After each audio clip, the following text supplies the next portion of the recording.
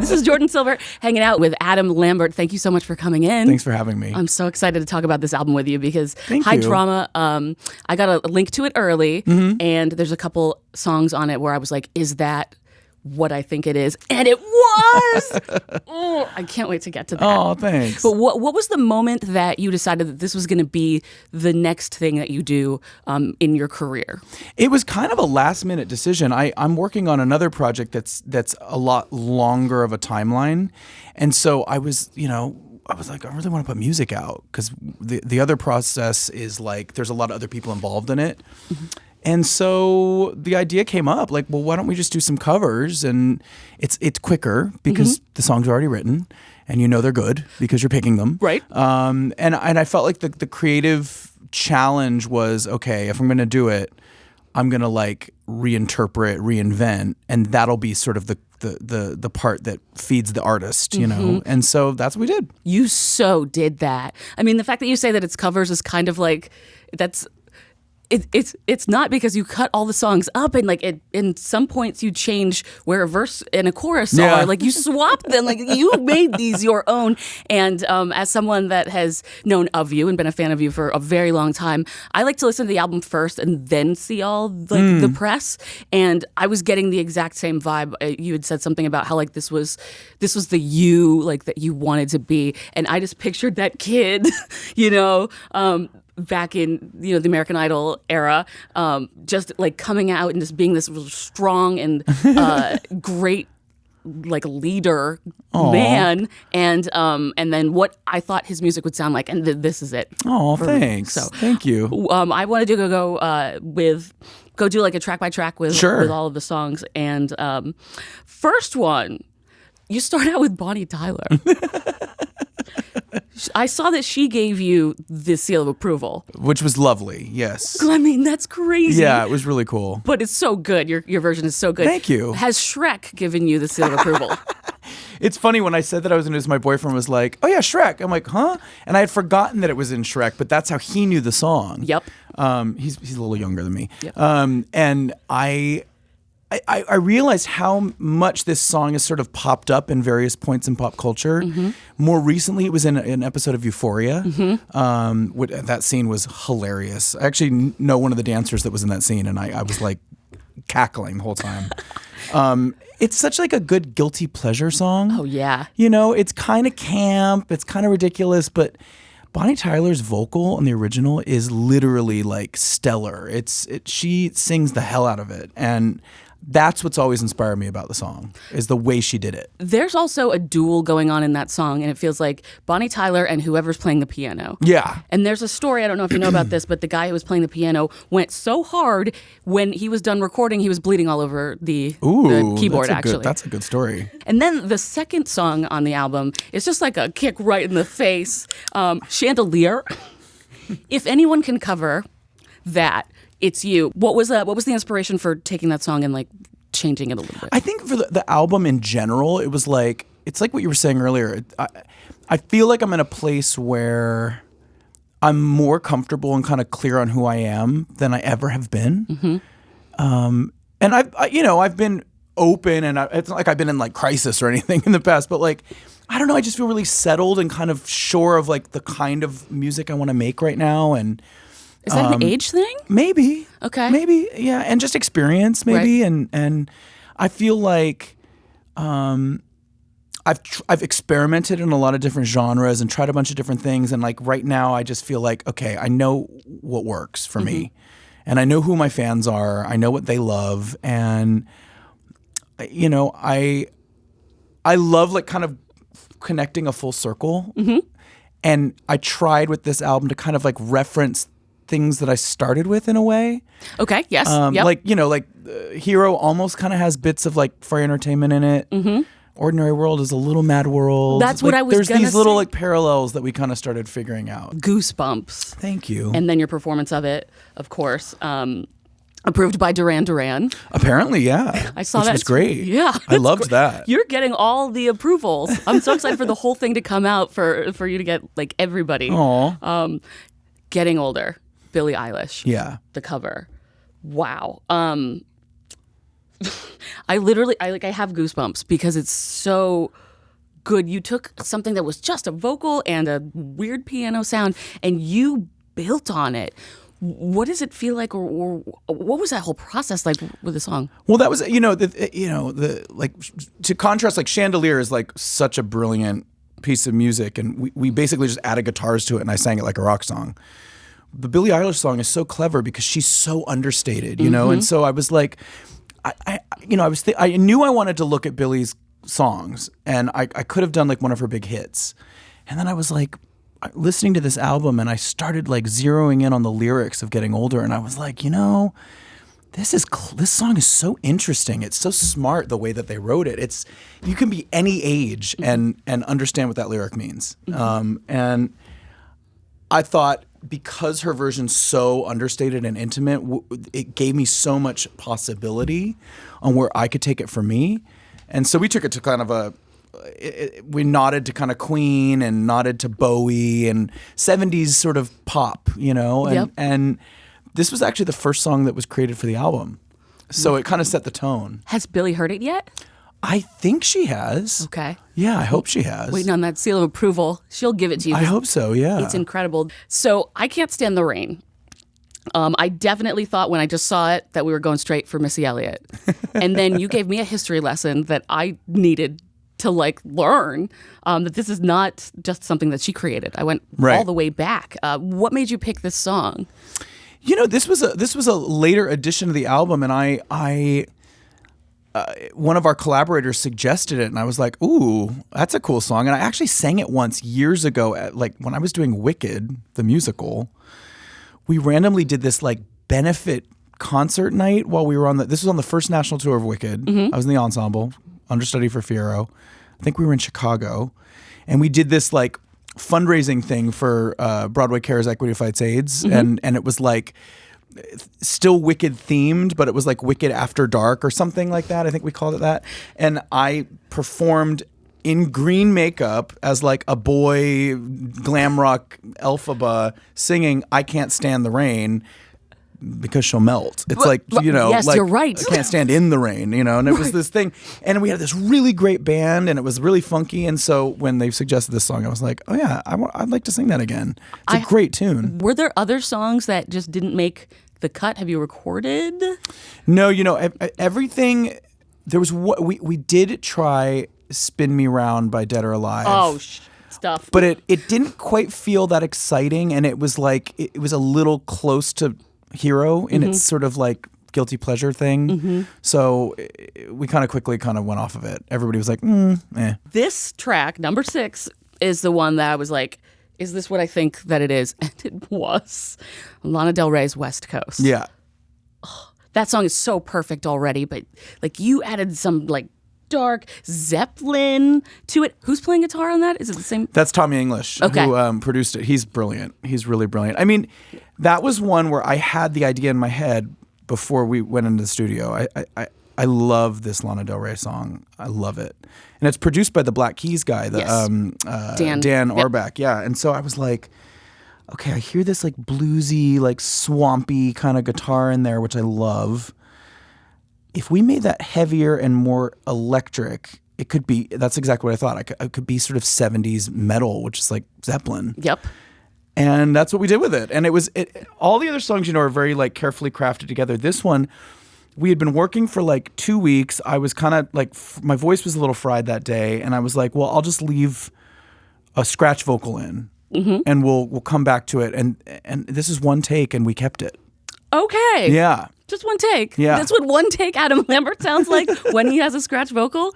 That's amazing. I don't know if I could have done it more than once that day, so there you go. That was all I had. We need the approval from Lana, because I haven't seen that yet, but also nobody's heard the song really. I hope so. I mean, I don't know how you take a Lana Del Rey song from like the like dirtiest album and make it like even dirtier and like loud, but you did, and it's such a mood. Thank you. That song. Yeah, there's so many moments on this album where I really wanted to give my fans like the rock star energy that they want. That was kind of the goal. I was like, let's just rock and roll fantasy. Yep. You know what I mean? Let's just go there. That's so sick. It's going to be so good. Do you really want to hurt me? Do you?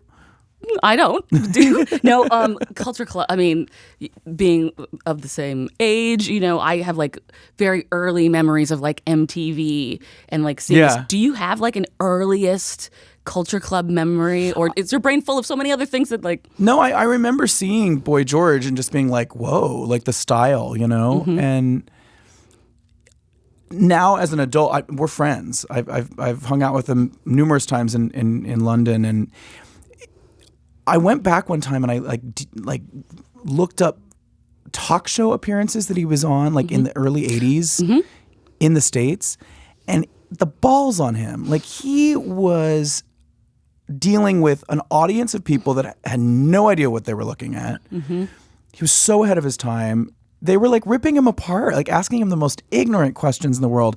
And he handled it so masterfully. He was witty and charming and funny. And he's sometimes I don't think he gets the credit that he deserves, because he was really bold at that point and being exactly who he was. Kings of Leon's Sex on Fire. Yeah. If there's a song that from the album that I know when I drive by the Abbey, once this album is out, that they're going to be pumping, it is that one. Aw. What was your inspiration for it musically?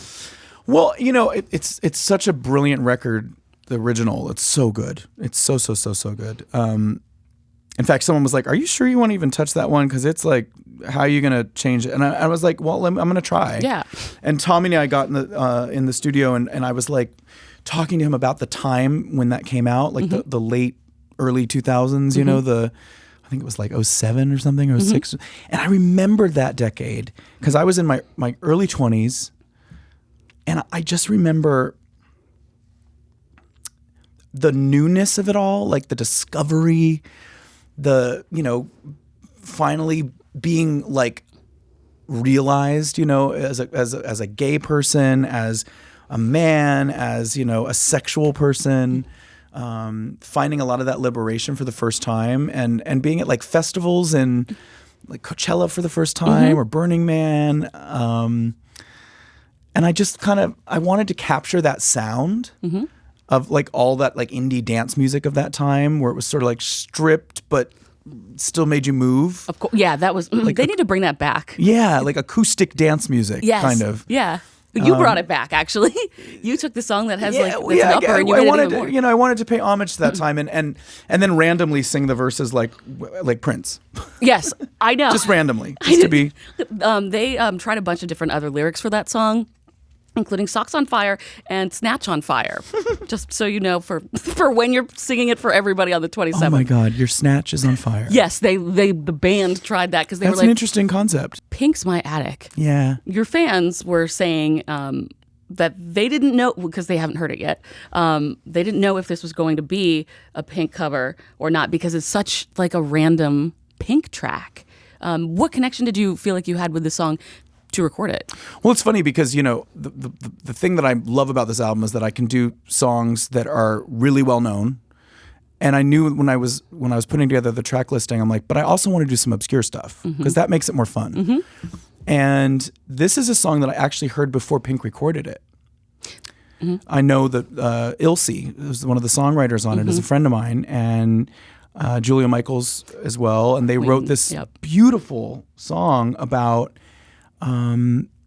It's a great metaphor for like, brushing things under the rug, or like putting things, that you haven't processed sort of away, out of sight, out of mind, but they're still in your house, And I think the attic is like this beautiful kind of metaphor for that. And I just thought the lyrics were just so stunning and vulnerable. And it's, I think historically I've been a bit guarded with how I really feel about things. I've been trying, in the beginning, I tried to put on sort of a brave front that was strong and sort of impenetrable. I was doing that to protect myself and also to set an example, like whatever, I'm not going to succumb to like any bullying or shit talking on the internet or whatever. But over the years, like I feel more comfortable kind of saying, well, yeah, these are the things I struggle with, and like this part's hard. And I love the way that song kind of gets it right, it puts it right in the center of the song. In just like a couple sentences, how would you describe Joe Bryant? Talk about timing. I mean, he was somebody that early 70s, he was the first openly gay artist to be signed to a major label. And while he was composing and recording his first album, he was doing press, going around saying, "I'm the true fairy of rock and roll. Everybody else is a faker. I'm the real deal." And there's a big billboard of him over Times Square and like nude, like with his butt out. And like he was really going for it. And it didn't quite work. And it's just such a beautiful story because he was so liberated, but the world wasn't ready for him. And so I do think that like it's really important to sort of note and pay respects to the people that came before us, that bit by bit kind of opened the door. You know, he wasn't able to like fling it open, but he like showed us where we were at. Absolutely. You know? I mean, ahead of his time is the perfect way to say it. How, with that song, how did you, with I'm a Man, how did you look at the song when you were like arranging it and getting ready to record it? Well, the lyrics of it are so great because it's basically a euphemism for like I'm gay, but it's also like a look at masculinity, and it's something that even though some of the language is of the time, it's such a current idea, and something that we're all talking about right now. Like toxic masculinity it's awful, and he's basically saying like, I'm not that kind of man, I'm this kind of man. I'm gentle, I'm fragile, I'm into like, you know, bows and lace and open-toed shoes, and it's his way of saying like I'm queer. I just love that. Incredible story. Like, yeah, that is such an incredible story. And with the arrangement of it, we had fun. I wanted to kind of give it like a little bit of like, it has a little soul in there. It's got a little, you can hear the guitar. It's very 70s guitar. We had fun with it. Yeah. Big background vocals. I had a good time. And your father had the album back in the day? Yes, that is the other thing. I remember when I started playing with makeup, my dad showed me David Bowie. Like he showed me like his albums that were Bowie, and I was like, oh, that's cool. And he was like, oh, and this guy. And Joe Bryant's album, his second album, he had like this really cool kind of fantasy makeup on, and my dad was like, oh yeah, this guy. And I was like, oh, that's cool. But I don't really remember like sitting down and listening to the album. I just remember the cover, and then rediscovering him, and then bringing it up to my father, and he was like, oh yeah, remember that's the album I showed you. I was like, oh my God. Cool dad. Like my dad's super cool. Yeah. Yeah. What does it feel like to be able to sing songs on the album that were the way that the artists or the writers may have wanted to originally like sing them, but you know, you can, in the sense that like, you know, the very last song on the album, Mad About the Boy, being able to just be free and out about saying that. That was such a beautiful opportunity because there's going to be it's like a feature documentary about Noel Coward that comes out later this year, and they wanted to take this song that he wrote but never recorded himself because of the lyrics being a little too taboo for a man to sing at the time. They just had the idea that like, let's have a man sing it now that we're in the times that we're in. And when they asked me to do it, I was like, oh, that's beautiful. I love that. And I'd heard the song before, and I was excited because I'd never really done a jazz leaning recording before. And when the producer was like, yeah, and we'll take it and we'll kind of give it a 90s trip hop kind of thing, I was like, oh, say no more. Done. I'm in. Yeah, I'm definitely in. Yeah. Thank you so much for hanging out with us. Thank you. Thanks for having me. Thanks for coming to Channel Q. Yay. Hopefully we'll see you again very soon. Absolutely. All right. Thank you.